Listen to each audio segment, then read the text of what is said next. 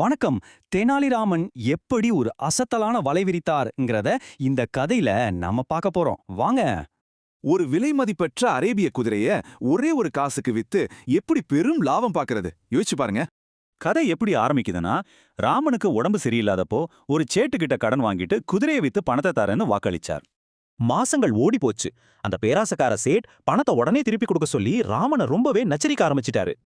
நம்ம ராமன் சும்மா இருப்பாரா? அநியாய வட்டி வாங்குற அந்த சேட்டுக்கு ஒரு தரமான பாடம் புகட்ட முடிவு பண்ணிட்டாரு.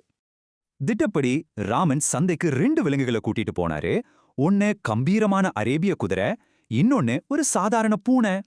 சந்தையில அந்த பளபளப்பான குதிரைய பார்த்த உடனே ஒரு பெரிய பணக்காரனுக்கு அதை வாங்கியே ஆகணும்னு பயங்கர ஆசை வந்துருச்சு. அந்த பணக்காரன் குதிரையோட விலைய கேட்டான். ராமன் சொன்ன பதில கேட்டு அங்கிருந்த கூட்டமே அப்படியே ஆடி போயிருச்சு. ஏன்னா அந்த அற்புதமான அரேபிய குதிரையோட விலையே வெறும் ஒரே ஒரு பொற்காசு தானே ராமன் சத்தமா அறிவிச்சாரு. ஆனா அந்த சாதாரண பூனையோட விலை என்ன தெரியுமா? தலை சுத்த வைக்கும் 500 பொற்காசுகள்னு ராமன் சொல்லிட்டாரு. இங்க தான் ராமன் ஒரு ட்விஸ்ட் வச்சாரு. வாங்க, நினைச்சா குதிரையும் பூனையும் ஒன்னாதான் வாங்கணும்னு ஒரு நிபந்தனைய போட்டாரு. குதிரை மேல இருந்த கண்மூடித்தனமான ஆசையில அந்த பணக்காரனும் உடனே 501 காசுகளை கொடுத்து ரெண்டையும் சந்தோஷமா வாங்கிட்டான். இப்ப கணக்க பாருங்க. மொத்தத்துல குதிரையோட விலை 1 காசு தான், ஆனா பூனையோட விலை 500 காசுகள்.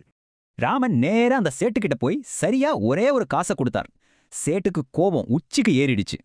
குதிரை நல்ல விலைக்கு போகும்னு நினைச்சா நீ என்ன ஏமாத்திட்டேன்னு அந்த சேட் ராமன் கிட்ட பயங்கரமா சண்டை போட்டாரு. ஆனா ராமன் கூலா, குதிரைய வித்த காசை தரேன்தான சொன்ன, அது 1 காசுக்கு தான் போச்சுன்னு கச்சிதமா சொல்லிட்டார். வாக்குறுதிய மீறல.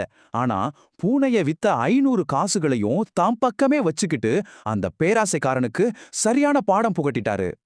இதை ஏத்துக்க முடியாத அந்த கோபக்கார சாட் ராமனை நேரா மன்னர் கிருஷ்ணதேவராயரோட சபைக்கு இழுத்துட்டு போயிட்டாரு. மன்னர் 2 பேரோட நியாயத்தையும் உன்னிப்பா கவனிச்சு வாக்குறுதியோட வார்த்தைகளை ஒன்னொன்னா அலசி ஆராய்ந்து ஒரு முடிவுக்கு வந்தாரு. கடைசியா மன்னர் ராமன் பக்கம்தான் நியாயம்னு தீர்ப்பளிச்சாரு. தர்க்கப்படியும் சட்டப்படியும் ராமன் செஞ்சது 100% சரின்னு நிரூபிக்கப்பட்டுச்சு.